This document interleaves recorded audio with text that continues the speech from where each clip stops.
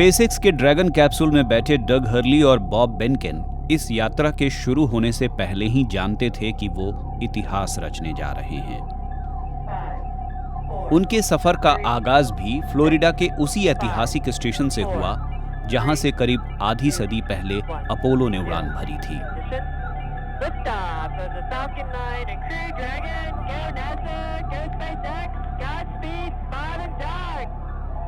उड़ान भरने के करीब 24 घंटे बाद फाल्कन रॉकेट अपनी कक्षा में पहुंच गया।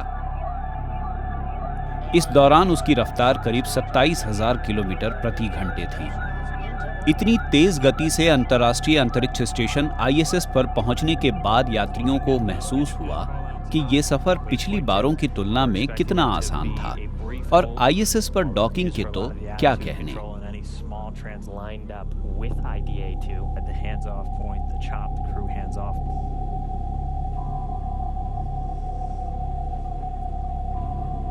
डग हर्ली और उनके साथी को अंतरिक्ष में लेकर गया फाल्कन रॉकेट और कैप्सूल इलॉन मस्क की कंपनी स्पेसएक्स ने बनाया है।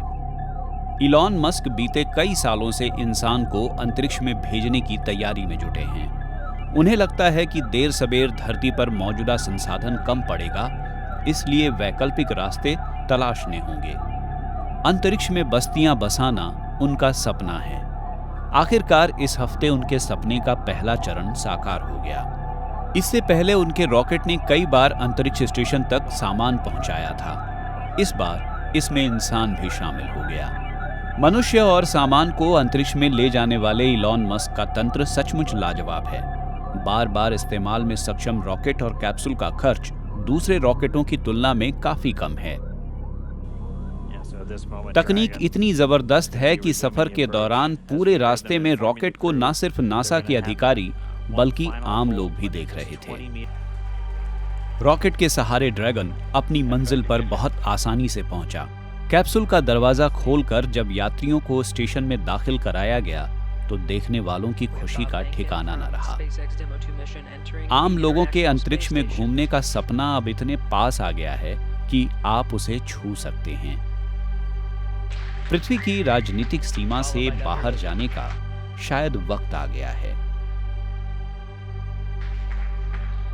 स्पेस ट्रस्ट की नमीरा सलीम उन लोगों में हैं जिन्होंने अंतरिक्ष में जाने के लिए खुद को 2006 में ही रजिस्टर करा लिया था।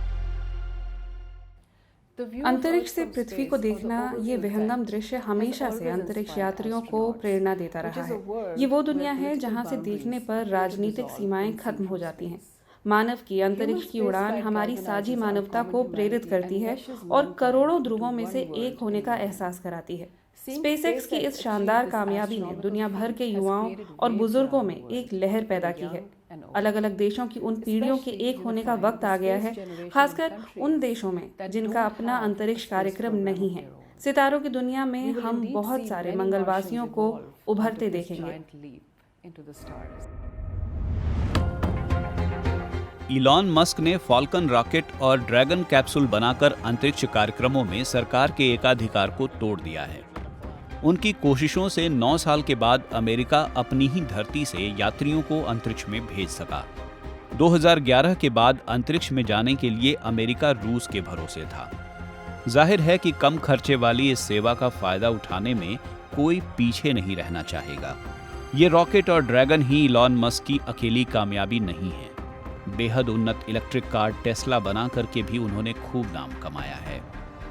तेज दिमाग और मेहनत से सफल होने वाले शख्सियतों की कतार में फिलहाल वो सबसे आगे हैं। उनकी सोच दुनिया के लिए नए आयाम गढ़ रही है और वो खुशी से उछल रहे हैं। वैज्ञानिक इस कामयाबी के नतीजे में अंतरिक्ष जाने के लिए बढ़ती होड़ की आशंका भी देख रहे हैं। बहरहाल भविष्य चाहे जैसा हो, इस वक्त कोरोना से जूझते इंसानों को ड्रैगन ने इतराने का एक मौका तो दे ही दिया है।